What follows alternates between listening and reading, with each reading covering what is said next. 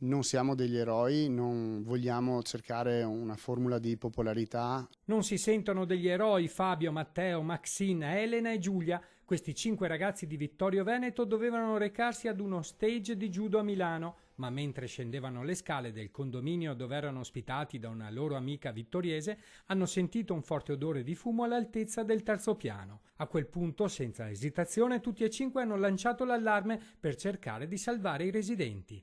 Attimi di paura che i ragazzi di Vittorio Veneto hanno saputo gestire senza lasciarsi perdere d'animo. Sì, abbiamo deciso, siccome c'era stato detto proprio che c'era una persona dentro che non poteva uscire in maniera autonoma, era un disabile, abbiamo deciso proprio di entrare e sfondare la porta.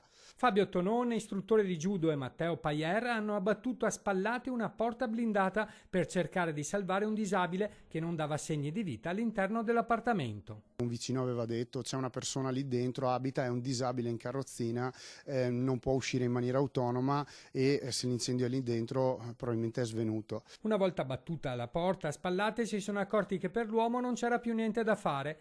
Maxine, Elena e Giulia sono comunque riuscite con il loro allarme a fare uscire le persone da casa prima dell'arrivo dei vigili del fuoco. Sì, io vorrei appunto dire alla famiglia che siamo estremamente vicini per la perdita del signor Rossi, che avremmo voluto fare molto di più, tutti e 5. Fabio e Matteo sono rimasti leggermente intossicati per colpa del fumo. Per il loro gesto i complimenti non sono tardati ad arrivare, anche perché tutti e 5 hanno conservato freddezza e razionalità, oltre ad uno spiccato senso civico, doti che per gli atleti di arti marziali si assimilano anche grazie alla pratica della loro disciplina. Le arti marziali hanno avuto un ruolo sicuramente fondamentale in quello che è successo, secondo me, perché ci hanno dato la fiducia in noi stessi. Se tu pensi che buttare giù una porta in quel momento è la cosa migliore da fare, allora la fai. Inoltre, tutto quel sistema di valori che ci sono stati insegnati dai nostri genitori, dai maestri, ci hanno permesso di fare quello che abbiamo fatto.